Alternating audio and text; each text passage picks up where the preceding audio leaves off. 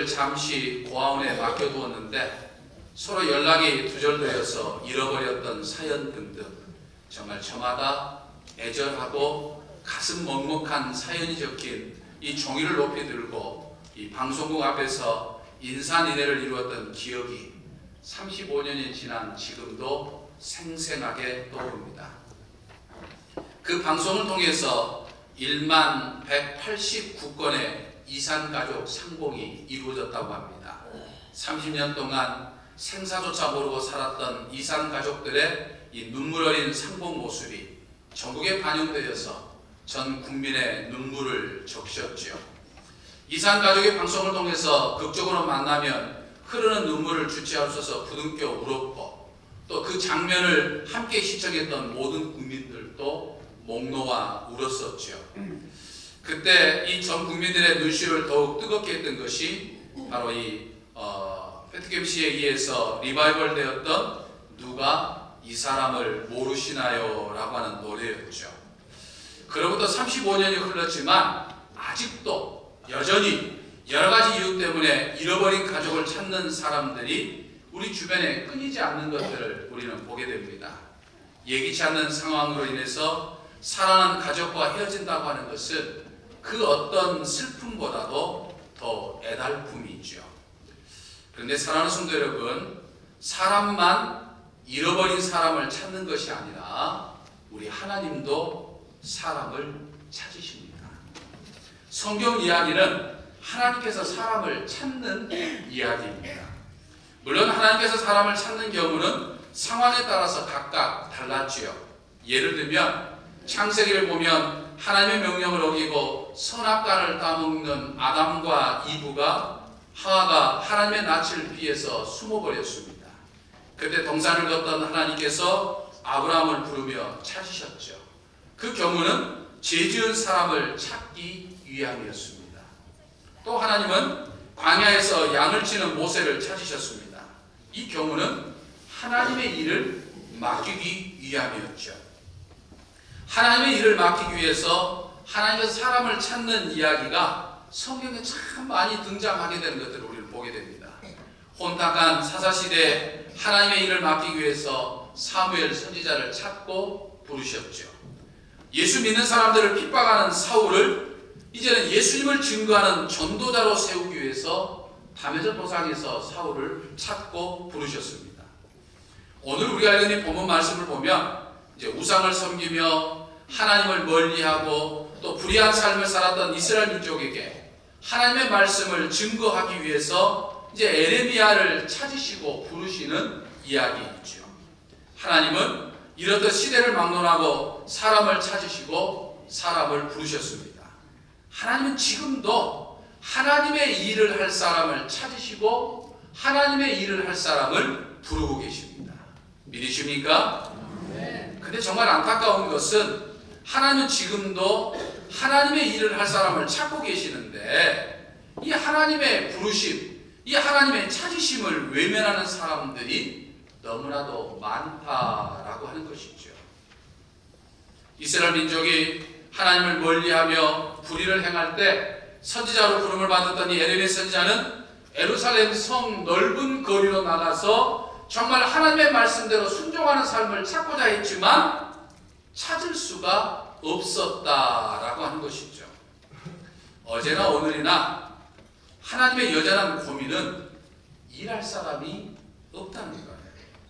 예수님도 추수할 것은 많지만 추수할 일꾼이 적다 이렇게 한탄하셨죠.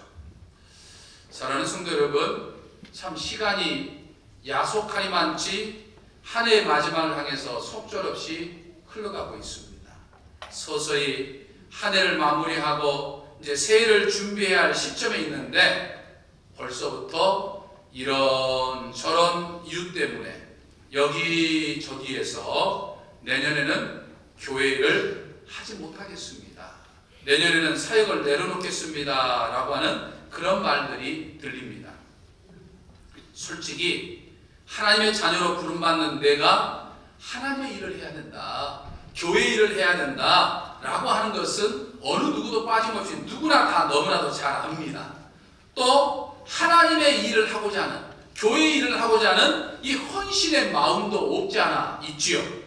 그러나 우리가 지금 하나님의 일을 하고 있는 이 현실은 하나님의 일을 한다고 할 때 정말 그리 간단한 문제는 아니다라고 하는 것이죠.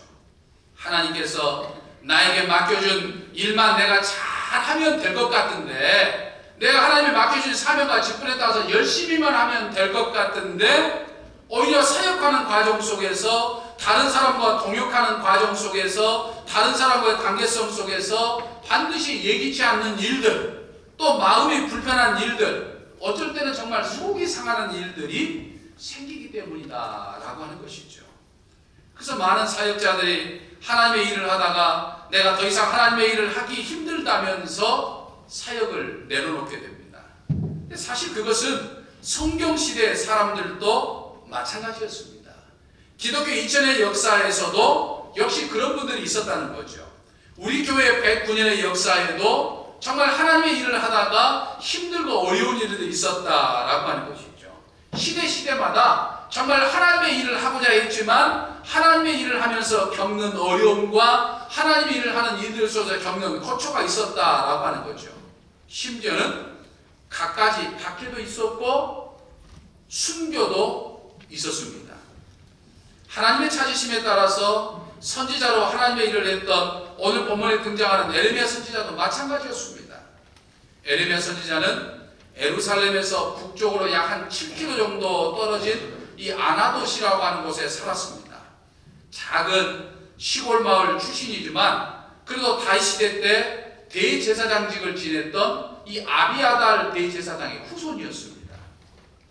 그러니까 지금 시골에 살고 있지만 그저 시골에서 제사장으로 살다가 이제 다윗 시대 때 정해놓았던 이 24반차 1년에 정해진 순서에 따라서 예루살렘 성전에 가서 한 차례씩 봉사만 하면 그만이었습니다. 그런데 그런 그가 하나님의 찾으심과 하나님의 부르심에 따라서 지금 하나님 앞에 서 있는 거예요. 선지자로서 하나님의 일을 한다고 하는 것이 너무나도 두렵고 힘겨운 일이었기 때문에 그는 오늘 본문 6절의 말씀을 보면 이런 이야기를 하고 있습니다. 슬프도소이다 주 여호와여 보소서 나는 아이라 말할 줄을 알지 못하나이다 라고 그렇게 이야기를 했습니다. 무슨 말입니까? 하나님을 멀리하고 불의하고 타락한 삶을 사는 이스라엘 백성들에게 하나님의 말씀을 전하는 선지자로 부름받는 그 시점에서 자신이 선지자로서 하나님의 일을 한다고 하는 것, 하나님의 사역을 한다고 하는 것이 너무나도 힘들고 버거운 소명이었기 때문에 그는 지금 완곡하게 하나님 앞에 지금 거절의 의사를 지금 표현하고 있는 거예요. 실제로 에레미야 선지자는 하나님의 일을 하면서 참 공고한 삶을 살았습니다. 핍박과 환난도 많이 받았죠. 죽음의 위협도 여러 번 받았습니다. 갇히기도 했고 매를 맞기도 했습니다. 또 국민들로부터 매국노라고 하는 숱한 비난과 감당이 어려운 조롱과 멸시까지도 받았습니다. 그건 전적으로 자기 일 때문이 아니라 하나님의 일을 하는 것 때문에 이스라엘 민족의 멸망을 선포했기 때문에 매국노라고 하는 소리도 듣고 질타도 받았다. 하나님의 일을 했기 때문에 바로 그렇다 이야기죠. 그저 하나님만 잘 믿으면 될 것 같고 편할 것 같은데 하나님의 일을 하다가 겪는 고난이었다라고 하는 거죠. 에레미야 선지자는 정말 이스라엘 백성들이 하나님의 말씀대로 순종하지 않고 불의하고 타락한 삶을 살았기 때문에 그 결과가 멸망이라고 하는 사실을 알았기 때문에 정말 이스라엘 민족을 향해서 늘 눈물로 하나님의 말씀을 선포했죠.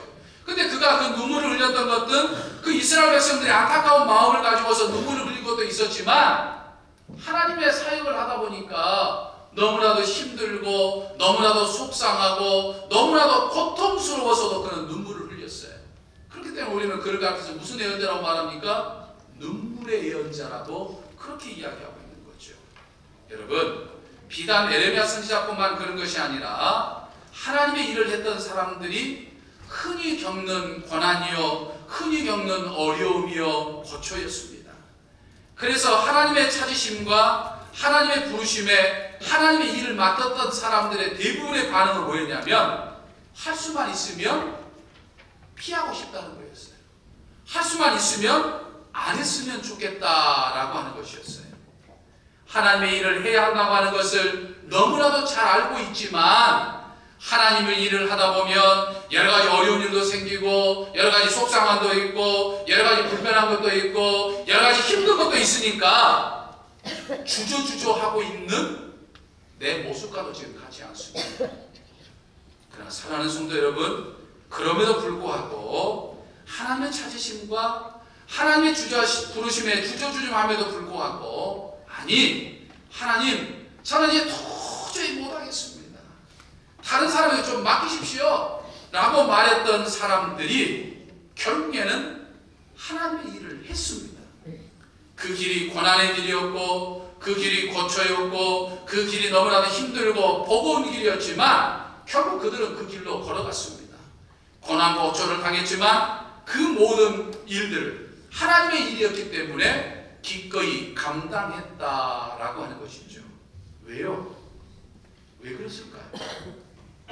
그 길이 힘들고 불편하고 속상하고 답답한 일임에도 불구하고 왜 그들이 하나님의 일을 했을까요? 하나님의 일이니까. 아무개가 시키거나 목사가 시킨 일이 아니고 하나님께서 시키신 일이니까. 그 길에 생명이 있고 그 길에 은혜가 있고 그 길에 하나님이 함께 하시는 복이 있기 때문에 그들은 감당했다라고 하는 것이죠. 믿으십니까? 믿으십니까? 아멘 소리가 적지만 믿으셔야 됩니다. 그 길에 생명이 있어요. 그 길에 하나님의 축복이 있습니다. 그 길에 내 가정이 잘 되는 은혜가 있는 거예요. 오늘날 하나님의 일을 한다고 하는 것은 죽으러 가는 길이 아닙니다. 예전에는 죽으러 가는 길이었어요. 근데 지금은 하나님의 일을 한다고 해서 죽을 일은 전혀 없는 것이죠. 갇히거나 매맞을 일도 없습니다. 물론 내 육신은 죽지 않지만 하나님의 일을 한다고 하는 것은 나를 죽이는 일이기도 하죠. 내 생각을 죽여야 되고 내 감정을 죽여야 되고 내 자존심을 죽여야 되고 내 고집을 죽여야 되고 내 경험을 죽여야 되고 속상한 것도 죽여야 되는 그런 것이죠. 그러나 그 길에 내 생명을 죽이는 길도 아니고 에레미야 선지자처럼 갇히거나 매맞는 일도 아니고 우리 주님이 십자가 지신 그 십자가에 비하면 사실은 아무것도 아닌데 그 길을 내가 피하고 있다고 하는 것은 오늘 내가 너무나도 약해진 것은 아닐까 하는 생각을 해보게 되는 거죠. 예전에 제가 나이 30인 1993년 4월에 목사 안수를 받고 그해 9월에 해남 백곡교회 담임 목사로 부임을 하게 되었습니다. 해남에 있는 시골교회지만 제가 부임했을 당시 1993년이 91주년이었어요. 올해 116주년의 역사를 가진 교회입니다. 주일 예배가 130명 정도 드리는, 그래도 기장교회에서로서는 해남읍교회 다음으로 큰 교회였습니다. 시골교회였지만 나름 규모도 있고 역사도 있는 교회에 나이 30살 먹은 햇병아리가 이 담임 목사로 부임했으니까 당시에는 그야말로 센세이션을 일으키는 사건이었습니다.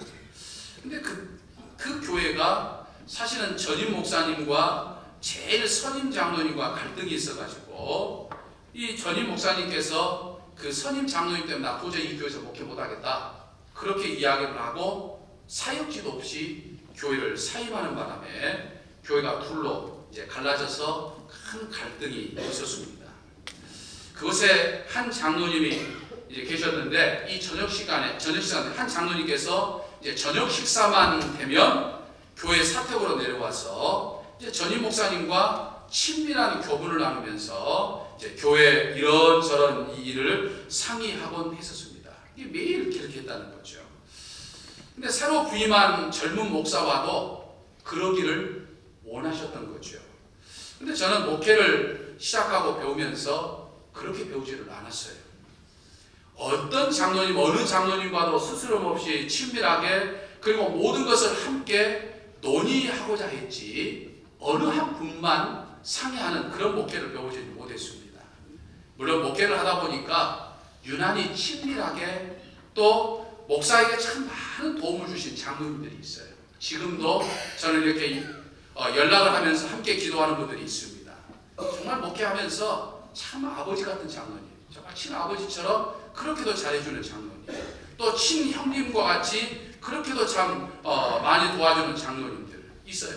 그래서 그분들을 사실 목회하면서 의지하기도 하고 또 여러 가지 상의도 하지만 다른 분들을 제해놓고 그분들만 함께 상의하면서 목회하는 것을 절대 저는 안 했습니다.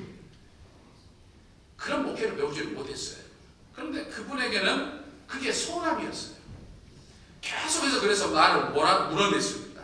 아주 사소한 것을 마치 큰 문제가 되는 것처럼 침소봉대하면서 젊은 목사를 흔들어댔죠. 하나님만 잘 믿고 정말 성도들을 섬기면서 열심히 교회 사역만 하면 될 줄 알았습니다. 근데 자꾸만 험담을 해대는 거예요. 당회로 모이면 전혀 그러지 않는 것처럼 하다가도 뒤돌아서면 꼭 딴소리를 하는 그런 것을 했습니다. 젊은 혈기였기 때문에 정말 저는 억울한 것은 죽는 것처럼 싫었어요. 그래서 찾아가서 정말 따져보고 싶은 생각도 간절했습니다. 만나서 옳고 그름의 시시비비를 가리고 싶은 생각도 간절했습니다. 근데 저는 그렇게 배우지를 못했어요. 혼자 속상해서 꼭 참고 있다가 너무나도 속상하고 힘들어서 하나님 앞에 매달렸습니다. 하나님, 저 목사 그만할래요. 저를 좀 놔주세요. 제가 하나님을 떠나겠다고 하는 것도 결코 아니잖아요. 저 목사만 그만두게 해주시면 제가 평신도로 열심히 사역하면서 목사님을 도와주는 좋은 동역자도 되고 제가 집사도 되고 제가 장로도 되랍니다. 어느 날인가 눈물로 기도하다가 잠이 들었는데 하나님께서 제게 제단을 보여주셨어요. 그것도 밤색으로 되어 있는 이 백곡교회 제단을 제게 보여주셨습니다. 결국 그때 제가 깨달은 것이 아무리 힘들고 어려워도 그래도 결국 내가 서야 할 자리는 목사의 자리구나. 말씀을 전하는 이 제단이구나 라고 하는 것을 저는 깨달았습니다. 그 후에 25년 동안 담임 목사로 사역해오면서 섬기는 교회가 그리고 목회 상황과 그리고 목회 사역의 환경은 바뀌었지만 여전히 목회하면서 참 목사의 삶이라는 게 힘들다 라고 하는 것을 느낄 때가 있습니다. 여러분, 하나님의 일을 한다고 하는 것은요 사실 힘든 일입니다. 때로는 속도 참 많이 상하는 일이죠. 내가 정말 하나님의 일만 잘하면 될 것 같은데 일하면 일할수록 어떨 때는 정말 답답하고 속상할 때가 있다는 거죠. 내가 마치 하나님의 일을 한다고 하는 것은 십자가를 지는 것과도 같다라고 하는 걸 느낄 때가 있어요. 그래서 우리는 할 수만 있으면 십자가를 지지 않고 신앙생활을 하기를 원합니다. 또 십자가를 지지 않고 신앙생활을 할 수도 있습니다. 실제로 오늘날 한국교회 많은 그리스도인들 가운데는 굳이 교회 일들을 하는 그 십자가를 지지 않고도 그냥 신앙생활을 해오시는 분들이 있어요. 그러나 사랑하는 성도 여러분 꼭 기억하시기를 바랍니다. 주의 부활의 영광은 십자가의 고난을 통해서 이루어졌습니다. 믿으십니까? 예수님이 부활하신 부활의 영광은 십자가라고 하는 고난을 졌기 때문에 부활의 영광이 있었지 십자가의 고난이 없었으면 부활의 영광이 없다 이 말입니다. 하나님께서 내게 주고자 하는 은혜와 복은 정말 힘들고 버겁고 때로는 속상하지만 그럼에도 불구하고 하나님의 일을 할 때 받을 수 있는 거예요. 그냥 받을 수 있는 게 아닙니다. 하나님의 일을 한다고 하는 것 힘들기도 하고 답답하기도 하고 어렵기도 하고 때로는 속상하기도 하고 때로는 억울함을 당하기도 하지만 그럼에도 불구하고 그 일을 할 때 하나님이 나에게 주신 은혜와 복을 받을 수 있고 누릴 수 있다 이 말입니다. 믿으십니까? 믿으십니까? 믿으셔야 됩니다. 이것은 제 이야기가 아니고 성경의 이야기고 신앙의 신비입니다. 이것은 목사를 위하거나 누군가를 위한 것이 아니라 하나님의 일에 쓰임받는 나를 위한 것이고 내 가정을 위한 것이고 내 자녀들을 위한 것이에요. 이 길이 힘들다고 이 길이 버겁다고 이 길을 걷다 보니까 갈등도 있고 속상하다고, 이 길이 내 마음대로 되지 않는다고 포기하거나 내려놓기는 부활의 영광. 다시 말해서 하나님이 나에게 주시는 은혜와 복이 너무나도 크다는 거예요. 그렇기 때문에 우리는 이 길을 걸어가는 거예요. 믿으십니까? 우리 옆 사람과 인사하실까요? 내가 받을 복이 큽니다. 네. 그리고 이 길은 누가 걸어가야 할 길입니까? 네? 내가 걸어가는 길입니다. 내가 해야 할 일입니다. 아무개가 하는 거 아니에요. 우리 옆 사람 다시 한번 인사하겠습니다. 내가 해야 할 일입니다. 내가 해야 할 일입니다. 아멘. 여신도회와 우리 남신도회 각 지의 연령대를 조정한 이후에 여러 가지 이유들로 인해서 교회가 조금 어수선합니다. 하나님의 일을 하니 안 하니, 각 지혜로 내려가니 안 내려가니, 누가 주도했니 안 했니, 내 말을 들어주니 안 들어주니, 뭐 여러 가지 이야기들로 설왕설래 어수선합니다. 여러분 꼭 기억하셔야 돼요.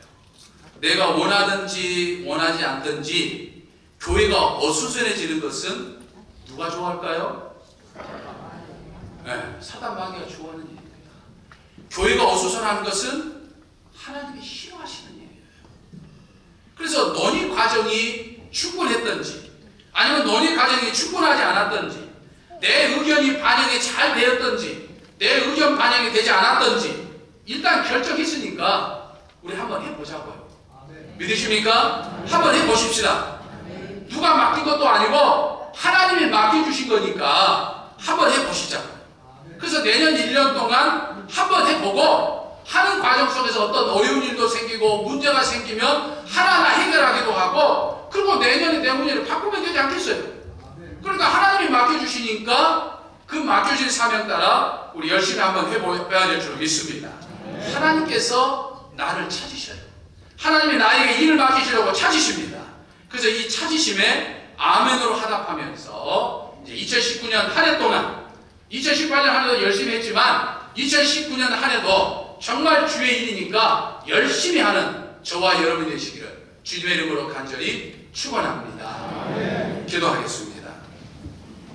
언제나 저희를 찾으시고 부르시는 우리들의 아버지 하나님, 하나님의 찾고 부르심이 때로는 버겁고 때로는 두렵고 때로는 속상한 일들이 있더라도 나를 위해서 십자가에 죽기까지 사랑하시는 그 예수님의 사랑에 힘입어서 기꺼이 십자가를 나눠지게 하여 주옵소서.